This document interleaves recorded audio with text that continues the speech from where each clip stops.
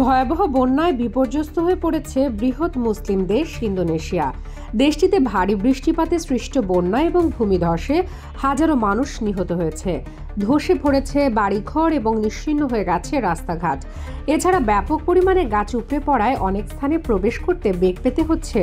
এ অবস্থায় চলাচলের রাস্তা থেকে বড় বড় গাছের গুঁড়ি এবং ধ্বংসস্তূপ সরিয়ে নিতে হাতি নামানো হয়েছে। দেশটিতে বুধবার এমনই বিরল এক দৃশ্য দেখা যায়।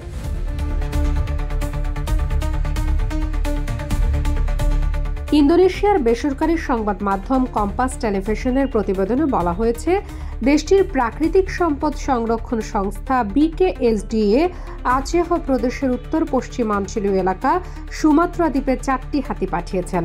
মূলত ওই অঞ্চলে ভয়াবহ বন্যায় চলাচলে রাস্তা পুরোপুরি বন্ধ হয়ে গেছে। ভারী যন্ত্রাংশগুলো মাটিতে চাপা পড়েছে। এছাড়া বড় বড় গাছের গুঁড়ি বিভিন্ন স্থানে পড়ে রয়েছে। ফলে ওই অঞ্চলে ভারী যন্ত্রাংশ পাঠানোর সুযোগ না থাকায় হাতিগুলোকে কাজে লাগানো হচ্ছে।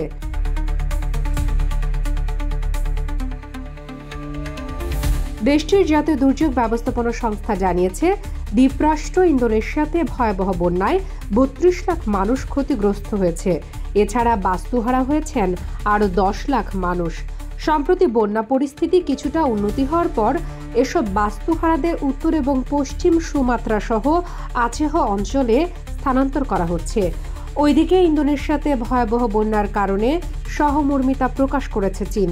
পাশাপাশি দেশটি ইন্দোনেশিয়ায় মানবিক সহায়তা পাঠিয়েছে এবং সার্বিক পরিস্থিতির উপর নজর রাখছে। শামীমা আক্তার, বাংলাবাজার পত্রিকা, ডিজিটাল।